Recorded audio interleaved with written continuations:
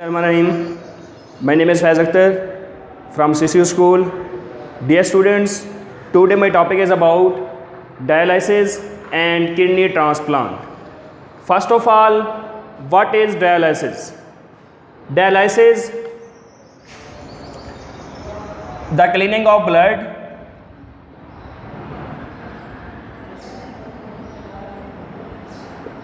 by artificial waves, मसनूई तरीके से खून की सफाई, उसको हम कहते हैं डायलिसिस, या फिर रिमूवल ऑफ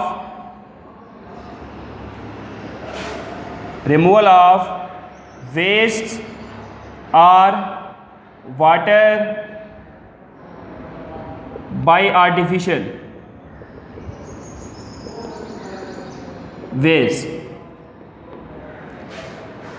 मतलब खून की सफाई मसनूई तरीके से या फिर मसनूई तरीके से एक्स्ट्रा वाटर, फालतू जो पानी होता है और उसके बाद जो नाइट्रोजीनियस वेस्ट होते हैं उनको बाहर निकालना मसनूई तरीके से, उसको हम कहते हैं डायलिसिस। आगे इसके जो है ना 2 टाइप्स हैं, 2 किस्म की डायलिसिस हैं। एक होती है हीमोडायलिसिस, दूसरी होती है पेरिटोनियल डायलिसिस। हीमोडायलिसिस, इसमें जो है ना कि हम एक मशीन वगैरह यूज़ करते हैं या फिर हम एक इंस्ट्रूमेंट यूज़ करते हैं, इंस्ट्रूमेंट वगैरह या फिर मशीन, उस मशीन को नाम दिया जाता है डायलाइज़र। डायलाइज़र एक मशीन है।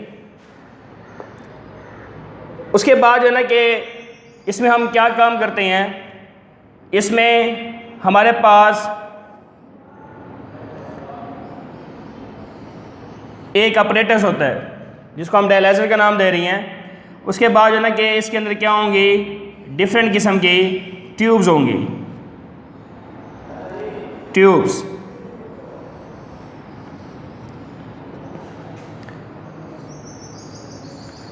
यहाँ पर जो है ना कि किसी शख्स का ये क्या है, ये है आर्म वगैरह, बाजू है। उसके बाजू से जो है ना कि ब्लड को निकाला जा रहा है।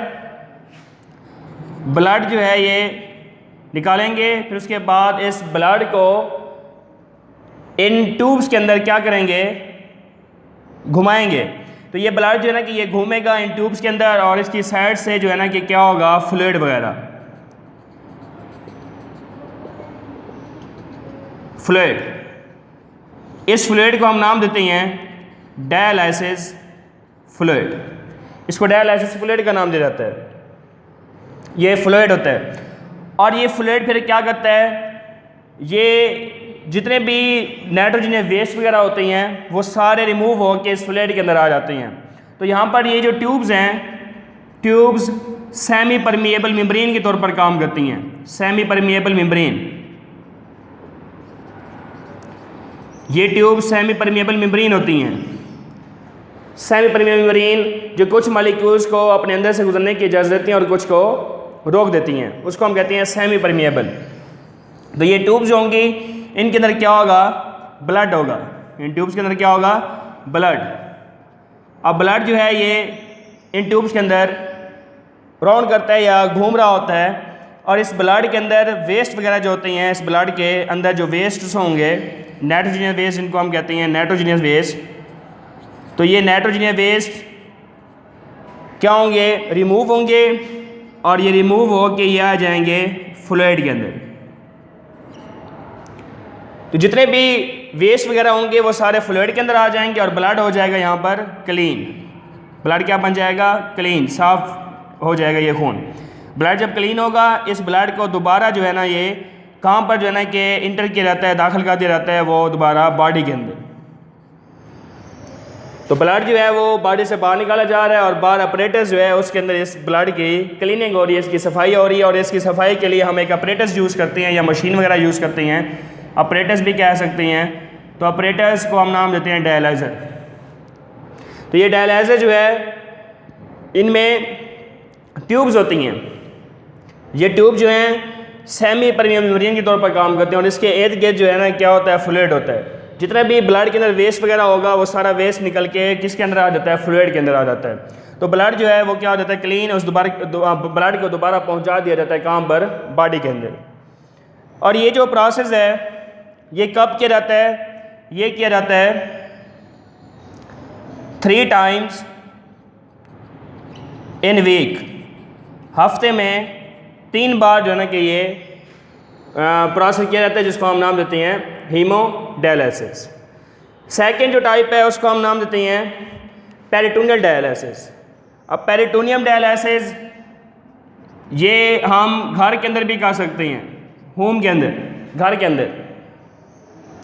तो ऐसे है ना कि ये बॉडी के अंदर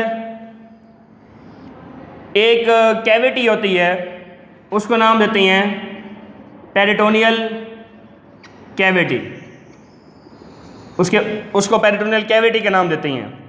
तो उसके बाद जो है कि इस कैविटी के अंदर एक लेयर होती है, लेयर, उस लेयर को हम नाम देते हैं पेरिटोनियम। इस लेयर के अंदर क्या होती हैं, इस लेयर के अंदर वो होती हैं ब्लड वेसल्स, ब्लड वेसल्स। और फिर इसके बाद जो है ना कि इसके सेंटर में क्या चीज़ होती है, वो होती है गट। ये गट है। गट किसको कहते हैं, एक लॉन्ग किस्म की जो है ना कि नाली जो कि मुंह से जो है ना कि शुरू हो रही है और उसका एंड होता है एनेफर। तो बॉडी के अंदर जो है ना कि जो कैविटी है वो पेरिटोनियल कैविटी कहलाती है। उसके अंदर फिर जो है ना कि लेयर पेरिटोनियम, उसको नाम दे रही है। उसी के अंदर फिर क्या होती हैं, ब्लड वेसल्स होती हैं, ब्लड इसके अंदर होता है। और फिर जो है ना कि ये गट इसके सेंटर में होती है। हम क्या करते हैं, बाहर से हम फ्लूइड को भर देते हैं इस कैविटी के अंदर बाय कैथीटर। और फ्लूइड जो है ये इंटर होता है इस कैविटी के अंदर, फ्लूइड, जिसको हम नाम देते हैं पेरिटोनियल फ्लूइड। इसको हम नाम देते हैं पेरिटोनियल फ्लूइड। तो ब्लड के अंदर जो वेस्ट वगैरह होते हैं, ब्लड के वेस्ट, वो वेस्ट कहाँ जाते हैं, फ्लूइड के अंदर। फिर हम क्या करते हैं, इस फ्लूइड को बाहर निकाल देते हैं, आउटसाइड ये फ्लूइड बाहर निकाल देते हैं। तो हमारे जो है ना कि जो ब्लड होती है उसकी क्या हो जाती है, क्लीनिंग ऑफ ब्लड। तो ये जो खून की सफाई हो रही है वो बॉडी के अंदर हो रही है, उसको हम नाम देते हैं प्रोसेस को, जिसमें खून की सफाई कर रही है बॉडी के अंदर, तो उसको हम नाम देते हैं पेरिटोनियल डायलिसिस। और ये डेली करना पड़ता है, डेली। तो डियर स्टूडेंट्स, ये हमारा टॉपिक था डायलिसिस, जिसको हमने नाम दिया कि the cleaning of blood by artificial ways और रिमूवल ऑफ नेचुरल वेस्ट और वाटर बाय आर्टिफिशियल वेज के मसनूई तरीके से खून की सफाई जो है, उस खून की सफाई में हम क्या करते हैं, हम नाइट्रोजन वेस्ट और वाटर को रिमूव करते हैं, तो उससे खून की सफाई हो जाती है। इसके लिए हमारे पास 2 किस्म के ये प्रोसेस हैं, जिसको हम नाम दे रहे हैं haemodialysis and peritoneal dialysis. Next हमारा टॉपिक है किडनी ट्रांसप्लांट। सबसे पहले किडनी ट्रांसप्लांट होता क्या है, the replacement of patient kidney with the healthy donor kidney. Replacement करानी है, मरीज़ का जो गुर्दा होता है उसको निकाल के उसकी जगह पे हम सेहतमंद जो गुर्दा देने वाला होता है उसका हम गुर्दा लेके वो मरीज़ के गुर्दे के साथ हम क्या करते हैं, उसकी रिप्लेसमेंट करते हैं, उसकी हम जगह चेंज करते हैं। रिप्लेसमेंट करना कि हम जो है ना कि मरीज़ का गुर्दा निकाल के उसी जगह पे सेहतमंद गुर्दा लगा देते हैं। इस रिप्लेसमेंट को हम कहते हैं किडनी ट्रांसप्लांट। और ये किडनी ट्रांसप्लांट कब किया जाता है कि जब किडनी जो है क्या हो जाता है, बिल्कुल फेल, जब किडनी बिल्कुल फेल हो जाता है। जब किडनी बिल्कुल फेल हो जाएगा तो हम क्या करेंगे, फिर इसकी आखिरी स्टेज क्या होती है कि गुर्दा निकालो, उसकी जगह पे न्यू किडनी फिट कर दो, तो इसको हम कहते हैं किडनी ट्रांसप्लांट। उसके बाद जो गुर्दा या किडनी देने वाला होगा, वो डिकीज हो सकता है या फिर वो अलिव हो सकता है। मतलब है कि या तो वो मुर्दा होगा या वो ज़िंदा होगा, जो देने वाला होगा, कि जो शख्स देने वाला है, जो गुर्दा दे रहा है, ये ज़रूरी नहीं है कि वो मुर्दा हो, बल्कि ज़िंदा भी दे सकता है। उसके बाद ये जो देने वाला होगा वो रिलेटिव्स हो या फिर नॉट रिलेटिव्स। ये ज़रूरी नहीं है कि जो है ना कि गुर्दा दे रहा है वो उसका रिश्तेदार ही हो, ये ज़रूरी नहीं है, बल्कि गैर भी हो सकता है, रिश्तेदार ना भी हो तब भी जो है ना कि गुर्दे की रिप्लेसमेंट हो सकती है, इसकी ट्रांसप्लांटेशन हो सकती है। उसके बाद जब जो है ना कि किडनी की रिप्लेसमेंट की जाती है तो कुछ जो है ना कि बातें हैं उनकी जो है ना कि उनको हम जो है ना कि मद्देनज़र रखते हैं, उनको जो है ना कि हमें मद्देनज़र रख के फिर जाके रिप्लेसमेंट करनी चाहिए। तो सबसे पहले जो है ना हम क्या करते हैं, टिश्यू मैच करते हैं, टिश्यू मैचिंग। इसमें टिश्यू मैचिंग की जाती है कि जो शख्स देने वाला है और जो लेने वाला है, इन दोनों के टिश्यू को आपस में मैच किया जाता है। उसके बाद हम किडनी जो है ना जब जो है ना कि रिप्लेस करा रहे हैं तो हम जो है ना कि उस किडनी की रिप्लेसमेंट के लिए उस किडनी को हम ब्लड और यूरिनरी सिस्टम के साथ अटैच कर देते हैं, यूरिनरी सिस्टम के साथ हम कनेक्ट कर देते हैं, जोड़ देते हैं कि जो शख्स देने वाला है किडनी, उसे किडनी लेके हम जो पेशेंट किडनी है उसके पेशेंट जो है उसके जो है ना कि जो ब्लड होगा, ब्लड वेस्कुलर सिस्टम जो होगा और उसके बाद जो यूरिनरी सिस्टम होगा उसके साथ उसकी अटैचमेंट कर देंगे या कनेक्शन कर देंगे। नंबर 3, अगर जो है ना कि किडनी ट्रांसप्लांटेशन फेल हो गई है तो फिर जो है ना हम क्या करते हैं, दूसरा किडनी ले लेते हैं, अदर किडनी ट्रांसप्लांट।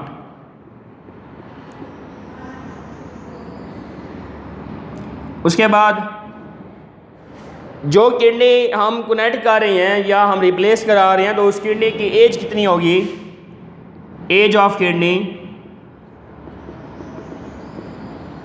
वो होगी 10 to 15 ईयर्स। 15 ईयर्स 10 से 15 साल होगी उस किडनी की एज। फिर उसके बाद हम जो है ना कि उस गुर्दे को निकाल के, उस किडनी को निकाल के उस जगह पे हम न्यू किडनी क्या कर सकते हैं, अटैच कर सकते हैं या उसकी रिप्लेसमेंट करा सकते हैं हम। तो टिश्यू मैचिंग ज़रूरी है दोनों की, जो देने वाला है जो लेने वाला है, उनके दोनों के जो है ना कि किडनी जो है ना उनकी जो टिश्यूज़ होंगे उन टिश्यूज़ की मैचिंग ज़रूरी है। अगर टिश्यू मैचिंग नहीं होगी तो फिर जो है ना कि क्या हो सकता है, ये प्रॉब्लम है जो कि हम आगे डिस्कस करेंगे। प्रॉब्लम्स, इसमें कौन कौन से प्रॉब्लम्स क्रिएट होती हैं वो हमने डिस्कस करनी है कि अगर जो है ना कि टिश्यू मैचिंग नहीं हो रही, नॉट टिश्यू मैचिंग, तो फिर टिश्यू रिजेक्शन हो जाएगी।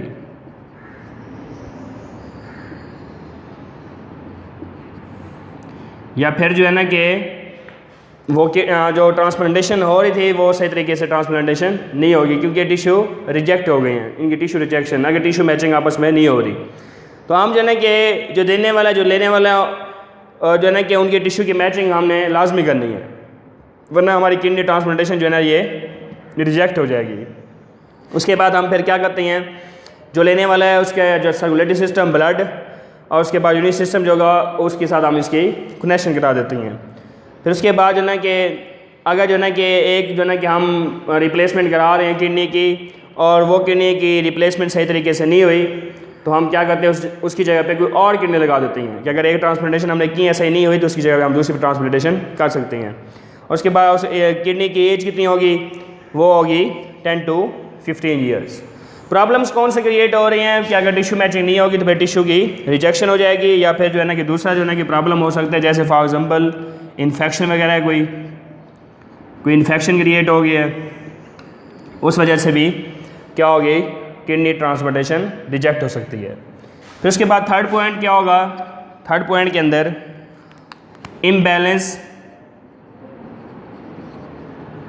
Imbalance body salts. कि बॉडी के जो साल्ट्स हैं वो इम्बैलेंस हैं, वो बैलेंस के अंदर नहीं है, तो उस वजह से फिर क्या हो सकती है, बोन प्रॉब्लम्स, हड्डियों के मसाइल पैदा शुरू हो जाएंगे। हड्डियों के मसाइल पैदा शुरू हो जाएंगे कि अगर जो है ना कि बॉडी के अंदर जो साल्ट्स की जो मिकदार है वो इम्बैलेंस है, वो बैलेंस के अंदर नहीं है, तो उस वजह से बोन के क्या होंगे, मसाइल शुरू हो जाएंगे। तो ये थे प्रॉब्लम्स कि जब किडनी ट्रांसप्लांटेशन हो जाती है तो उसके बाद कौन कौन से मसाइल जन्म लेते हैं, ये हमने प्रॉब्लम्स भी इसके अंदर डिस्कस कर लिए हैं। तो ये टॉपिक था हमारा किडनी ट्रांसप्लांट कि किडनी ट्रांसप्लांट होता क्या है, the replacement of patients kidney with a healthy donor kidney, कि जो देने वाला है उसके जो है ना कि हम जो है ना कि उस किडनी को किसके साथ अटैच कर देते हैं, किसके साथ रिप्लेसमेंट करा देते हैं, वो पेशेंट के किडनी के साथ, इसको हम किडनी ट्रांसप्लांट कहते हैं। और किडनी ट्रांसप्लांटेशन हम कब करते हैं, जब किडनी बिल्कुल फेल हो गया, कि अपने वो फंक्शन जो परफॉर्म कर रहा है उसके फंक्शनिंग वो परफॉर्मेंस में वो फेल हो गया, वो फंक्शन से तरीके से परफॉर्म नहीं कर रहा, बस इसकी एंड स्टेज ही है कि इसकी ट्रांसप्लांटेशन ही कर दो। तो उसके लिए जो है ना कि ये ज़रूरी नहीं है कि वो शख्स जो किडनी देने वाला है तो वो मुर्दा हो, बल्कि ज़िंदा भी हो सकता है। ये भी ज़रूरी नहीं है कि वो रिश्तेदार हो, बल्कि गैर भी हो सकता है। उसके बाद जो है ना कि जब जो है ना कि किडनी ट्रांसप्लांटेशन हम करते हैं तो उससे पहले जो है ना कि कुछ बातें हैं उनको हम मद्देनज़र रखते हैं, फिर उसके बाद हम किडनी की ट्रांसप्लांटेशन कराते हैं। सबसे पहले टिश्यू मैचिंग, ये ना हो कि डायरेक्ट जो है ना कि हम एक किडनी निकाल उस जगह पर न्यू किडनी लगा दें तो उस टाइम उस इंसान की डेथ भी हो सकती है और ये किडनी ट्रांसप्लांटेशन फेल हो सकती है। टिश्यू मैचिंग ज़रूरी है, टिश्यू जो है ना मैचिंग होगी तो इनकी ट्रांसप्लांटेशन भी कामयाब हो सकती है। उसके बाद जो है कि हम क्या करेंगे, फिर किडनी ले के सेहतमंद किडनी को वो पेशेंट के ब्लड सर्कुलेटरी सिस्टम और यूरिन सिस्टम के साथ उसे क्या करा देते हैं, कनेक्शन करा देते हैं। और उसके बाद जो है कि अगर एक किडनी जो है ना ट्रांसप्लांटेशन जो है ना कि रिजेक्ट हो गई, उसकी जगह पे हम दूसरी किडनी ट्रांसप्लांट भी कर सकते हैं। और उसके बाद इसकी एज कितनी होगी उस किडनी की, वो होती है 10 to 15 ईयर्स। और प्रॉब्लम्स कौन से क्रिएट होते हैं कि किडनी ट्रांसप्लांटेशन हो गई है तो उसके बाद उनके मसाइल कौन से होंगे। तो टिश्यू जो है ना कि मैचिंग अगर इसी तरीके से नहीं हुई तो टिश्यू की रिजेक्शन हो सकती है। उसके बाद इन्फेक्शन हो सकता है, कोई ना कोई इन्फेक्शन, अंदर कोई ना कोई इन्फेक्शन हो सकता है, या फिर जो है ना कि जो बॉडी के जो साल्ट्स हैं उनके अंदर जो उनकी जो तादाद है या उनकी जो क्वांटिटी है वो इम्बैलेंस हो जाती है, बराबर नहीं होती, इम्बैलेंस होती है, तो उस वजह से फिर बोन के या हड्डियों के मसाइल शुरू हो जाते हैं। तो ये हमारा टॉपिक था किडनी ट्रांसप्लांट। और उससे पहले हमने डिस्कस किया डायलिसिस को। तो इन टॉपिक से हमारा ये जो चैप्टर है होम्योस्टासिस से ये एंड हुआ। Okay, thank you.